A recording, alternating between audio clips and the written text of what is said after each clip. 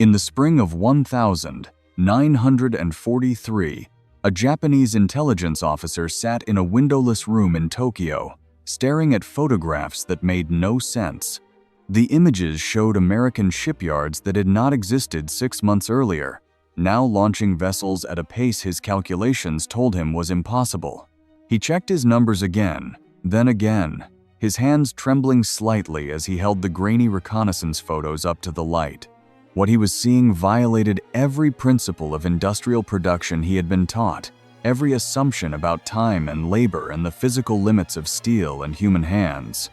The Americans were building ships faster than Japan could sink them, faster than seemed possible according to the laws of manufacturing itself. Admiral Isoroku Yamamoto had warned them about waking a sleeping giant, but no one had truly understood what he meant until now. The officer set down the photographs and felt something cold settle in his chest, a sensation he would later recognize as the precise moment when certainty turned to doubt. The war plans had been based on calculations, careful mathematics about how long it took to build a ship, how many workers were needed, how much steel could be produced. But the numbers arriving from intelligence operatives in neutral countries spoke of something else entirely, something that seemed to belong more to myth than to the real world of rivets and steel plates. The Americans had done something the Japanese high command had believed impossible.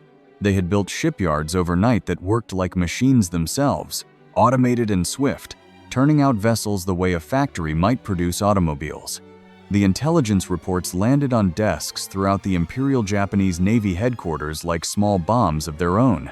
Officers gathered in hushed groups, passing the documents hand to hand, their faces reflecting the same confusion and growing dread. These were men who had spent years studying naval warfare, who knew every ship in every navy by silhouette and specification, who could calculate engagement ranges and fuel consumption with elegant precision.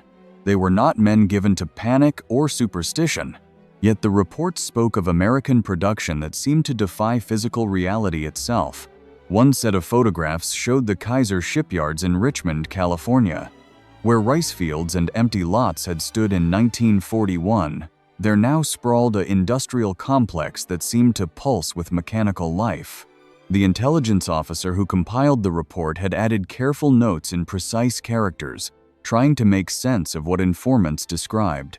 The Americans had built entire shipyards from nothing in a matter of months. Yards that could construct a Liberty ship in 42 days. 42 days. The officer underlined this number 3 times. Japanese shipyards, with their centuries of tradition and skilled craftsmen, needed nearly a year to build a comparable vessel. It was not the speed alone that unsettled them, but what that speed represented. In the Japanese understanding of industry, quality came from time and the patient accumulation of skill. A master craftsman spent years learning his trade, decades perfecting it. Steel had to be worked with respect, each weld inspected by experienced eyes, each plate fitted with care. The idea that vessels could be assembled like children's toys, with prefabricated sections and workers who learned their single task in days rather than years, seemed to violate something fundamental about how things were made. Captain Yasumi Doi sat in the Naval Ministry and tried to explain what he had learned to a room of senior officers. His voice remained steady, professional, but those who knew him well could hear the strain beneath. The Americans had redesigned the entire process of shipbuilding, he told them. They had broken it down into separate tasks that could be performed by workers with minimal training. They had created assembly lines for ships the way they had for automobiles. They welded instead of riveted, saving countless hours. They built sections in different locations and assembled them like puzzle pieces. And they had women working in the yards, thousands of women, doing jobs that Japanese tradition reserved for men alone. This last detail provoked murmurs around the room. Women working with steel and fire, climbing into the hulls of warships, welding seams that would face the ocean's pressure and the violence of combat. It seemed to violate natural order, the proper arrangement of society. But Doi pressed on, his words falling into the uncomfortable silence. The Americans had 5 million women working in their war industries. 5 million. They had taken half their population that Japan kept largely at home and put them to work in factories and shipyards and aircraft plants. The mathematics of this alone changed everything about industrial capacity. The room felt smaller suddenly, the air heavier. Officers who had confidently planned campaigns across the Pacific now sat with the weight of realization settling on their shoulders. They had calculated Japan's chances based on the America they thought they knew, a nation they believed to be soft, divided, slow to mobilize. They had assumed the Americans would fight as Japan fought, with traditional methods and careful craftsmanship. They had been wrong about something fundamental.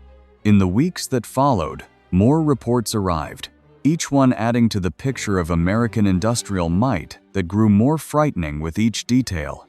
The United States had built 18 new shipyards since Pearl Harbor. 18. Some of them constructed in locations that had never seen shipbuilding before, in cities far from the ocean, connected by new rail lines that moved finished sections to coastal assembly points. The Americans had turned their entire nation into a factory, coordinating production across thousands of miles with the efficiency that seemed impossible for a democracy, for a nation that valued individual freedom over collective purpose. Commander Mitsuo Fuchida, who had led the attack on Pearl Harbor, studied the intelligence reports with a scholar's attention to detail. He had flown over the burning harbor that December morning, had seen the American battleships listing in the water, had felt the surge of victory that came from a perfectly executed plan. But now, less than 2 years later, those sunken ships meant nothing. The Americans were replacing them faster than they could be sunk. Fuchida ran calculations in a small notebook, his handwriting growing more cramped as the numbers told their terrible story. At current production rates, America would launch more tonnage in 1943 than Japan had built in the previous decade. The realization came in stages, like a slow poison working through the bloodstream. First came disbelief, the conviction that the intelligence must be wrong, that no nation could possibly build so fast. Then came the attempts to explain it away, to find flaws in the methodology or reasons why the ships must be inferior, shoddily made, likely to fall apart in heavy seas. But the reports kept coming, and they spoke of vessels that performed well in combat, that crossed oceans and delivered supplies and troops where they were needed. The Liberty ships might be ugly, built for function rather than beauty, but they floated, and they worked, and they came in endless numbers.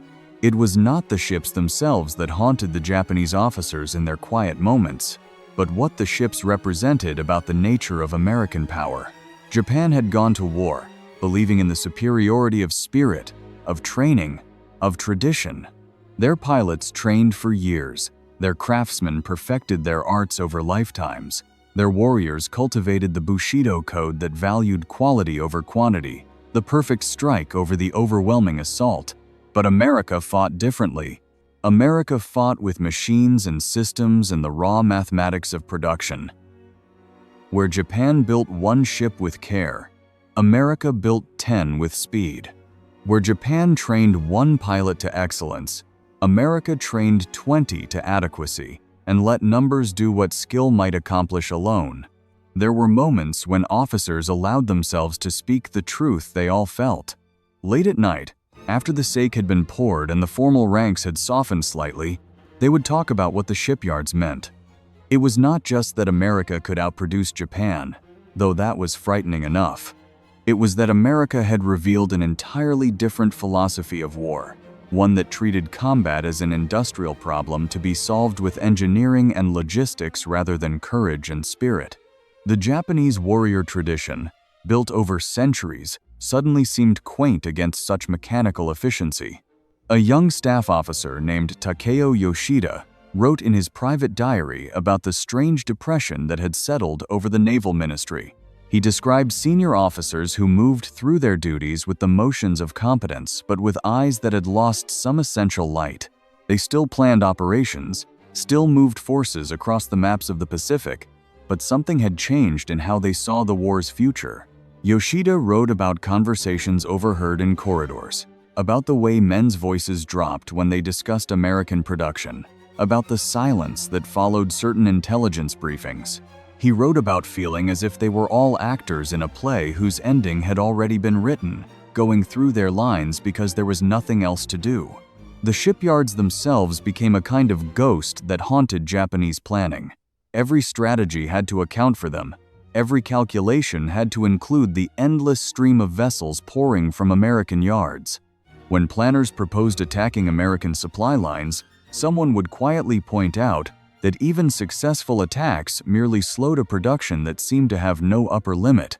When someone suggested a campaign to seize resources, another voice would note that America had resources Japan could barely imagine, factories that made Japanese industry look like cottage workshops in comparison.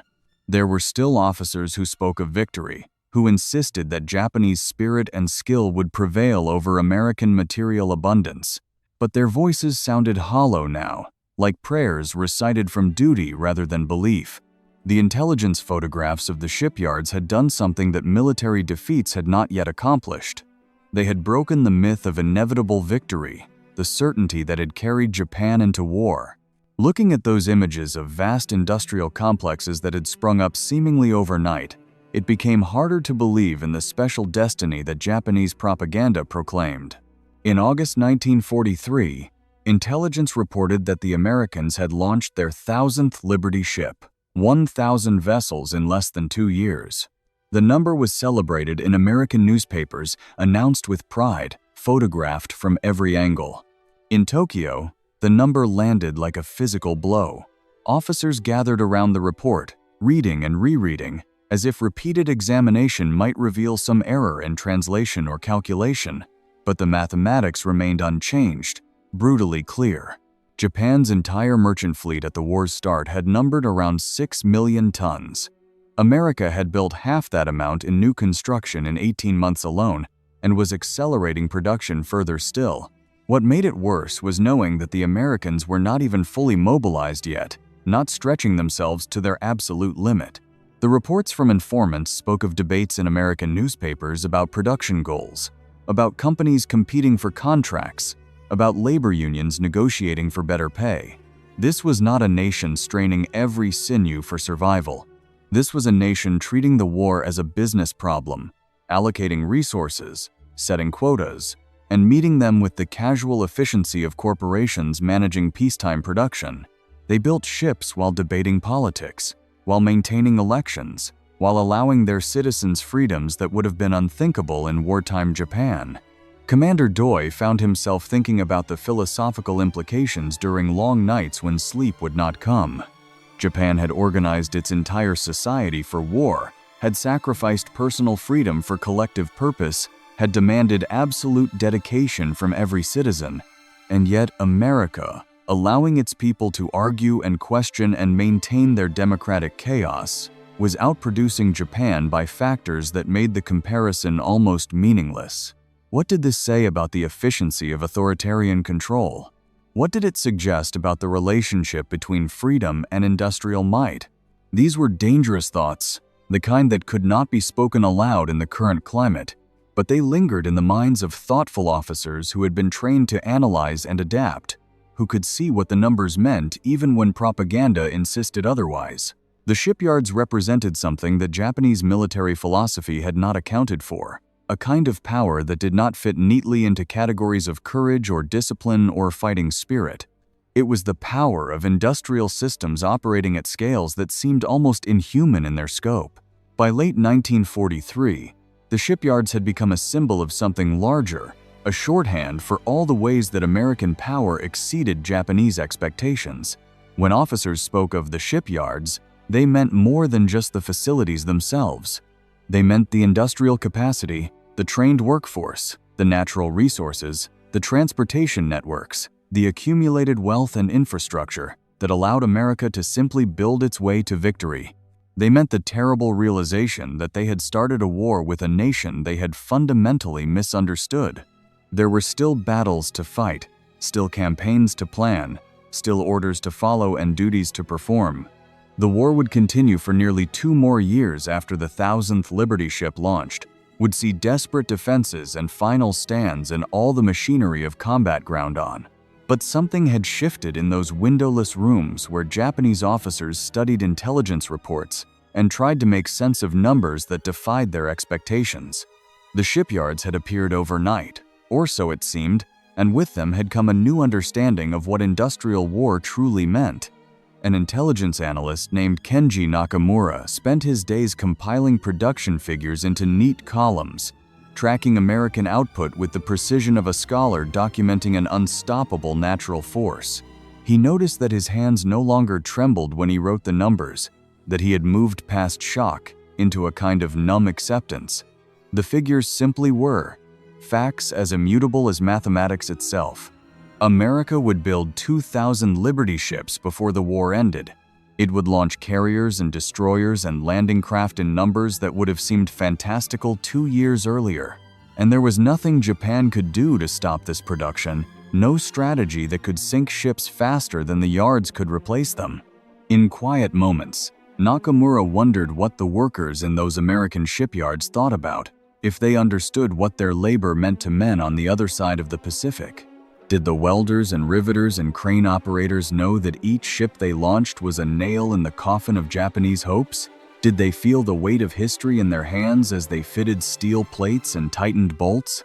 Or was it just a job to them, another shift in the yards, another paycheck to take home to families who might never understand the role they played in determining the war's outcome? The Japanese officers who studied the shipyards came to understand that they were witnessing something unprecedented in military history. Never before had one nation so completely outproduced another, so thoroughly demonstrated that industrial capacity could decide wars as surely as courage or tactics. The lessons of the shipyards would reshape how future strategists thought about war, would make industrial base and manufacturing capacity primary considerations in calculating national power. But in 1943 and 1944, these lessons came as cold revelations to men who had believed in different sources of strength. There was a particular photograph that made the rounds through Japanese intelligence circles, passed from hand to hand until it became worn at the edges. It showed a Liberty ship being launched, the vessel sliding down the ways into the water, while crowds gathered to watch. But what caught the eye was not the ship itself, but the shipyard visible in the background, where 3 more hulls were under construction, where cranes moved in coordinated patterns, where tiny figures of workers swarmed over steel frameworks like ants, building something vast and incomprehensible. One officer wrote a note on the back of this photograph, just 3 characters that translated roughly to "the impossible made real." As the war ground toward its conclusion, as Japanese cities burned and supply lines collapsed, and the empire contracted back toward its home islands, the shipyards continued their work across the Pacific.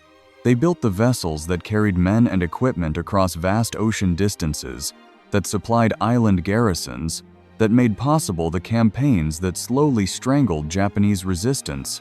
They had turned on overnight, or so it had seemed to the stunned officers who first saw the intelligence reports, and they had never stopped running. In the end, it was not samurai spirit that determined the war's outcome, not superior training or tactical brilliance, or the warrior code that Japanese culture had cultivated for centuries. It was mathematics and steel and the brutal efficiency of industrial systems that could build ships faster than they could be destroyed. The shipyards had done what the Japanese high command thought impossible, and in doing so had revealed truths about modern war that Japan had gone to battle without understanding. The admirals had panicked when those yards turned on, and their panic had been justified, though not because they were weak or cowardly.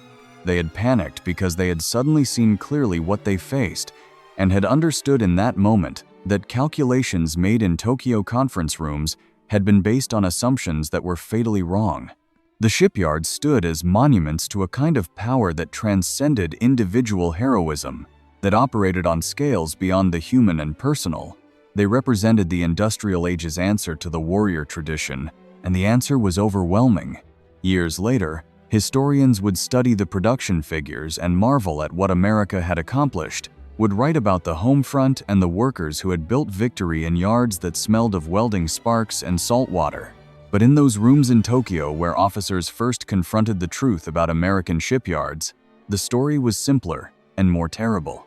They had believed one thing about how wars were won, and the shipyards had proved them wrong in the most definitive way possible.